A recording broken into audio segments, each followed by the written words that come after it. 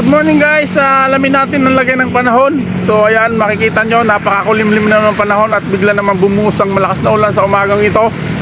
So katulad nung dati, makakaranas na naman tayo ng malakas na ulan. Ito'y walang hangin at wala rin ito'y kasamang kulog at kidlat. At syempre yung mga kalabarson, ganun pa rin, makakaranas ng matindi ng pagbuhos ng ulan.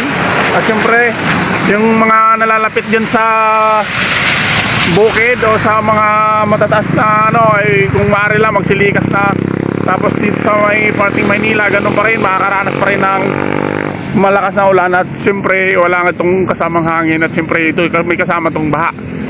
So guys, yun lang, sinare ko lang sa inyo dahil makulimlim na naman ang panahon.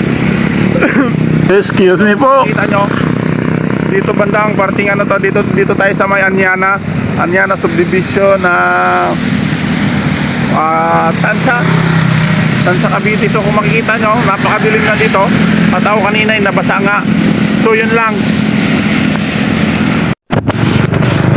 At syempre nga, dahil nga ganito yung panahon natin mga idol, so ikaw kung galing ka dito sa may parting 13, papunta ka ng Tansa, papunta ka ng Rosario, o galing ka man dito sa Gintre, so madadaanan yung napakasarap na bagong bukas ng kainan.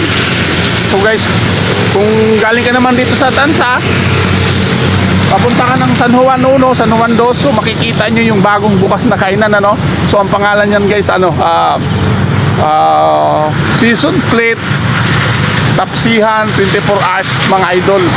So yun nga, bagong bukas yung Tapsihan, ang pangalan season plate. So guys, napakasarap ng pagkain doon. At siyempre dahil sa lakas ng ulan sa ganitong panahon, tamang-tama, complete sila guys dyan. May lugaw, may parit, may mami, may lumi, lahat. At syempre hindi papahuli yung tapse. So ngayon guys, nandito ipapakita ko sa inyo guys yung yung mga menu, So guys, yun nga, inulit ko, kung malapit kayo dito sa may Tansa, papunta kayo ng Gintre, dito lang, corner Tahiro. Yan, makikita nyo pa agad yung season plate, Tapsihan 24 hours. So yun, kung paggaling ka naman ng Gintre, papunta ka Tansa, corner lang Tahiro. So yun lang mga idol, napakasarap ng pagkain dyan. So papakita ko sa inyo yung mga menu kung anong mayroon silang available na pagkain na napakasarap guys. So yun lang mga idol. See you shake it and turn the music up when the So among guys, punta na natin yung dalawa nating customer. Sir, magandang gabi. Okay po ba yung pagkain dito? Masarap po ba? Sasabaw pa lang.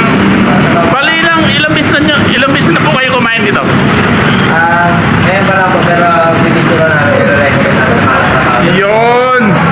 So siguro naman yung mga, kasi actually malapit lang to dito sa inyo banda. So guys, kung malapit nga kayo, dito na kayo kumain. So ayan ito yung pinaka-master dito. Oh, hindi ako master. Yung chief cook na tinatawag, Boss, excuse me lang. Yes po. Ano ba yung mga order dyan na mas mabilis ang ito? Lahat ng actually mabilis na gawin. Basta ako magluluto. So, kung matagal, kung madami lang, matatagalan tayo. Kung pa isa-isa lang, wala ka limang minuto, luto na yan. So yun guys, narinig nyo. Ibig sabihin, mabilisan So ayan, ito yung mga pwedeng orderin nyo dito. Pagka kumain kayo dito, kung malapit lang kayo dito sa Tahiro, dito na kayo kumain. Sir, excuse me sir. Ilan taon pa kayo nag-ano dito? Actually, lang ako dito, 2 months pa lang. Doon sa isang branch, 7 months na ako doon. Bali, mag-1 year na din lahat. So grabe guys, so narinig nyo guys See you shake it and turn the music up when the bass gets bumping up and Rigor, gusto ka ng lempo?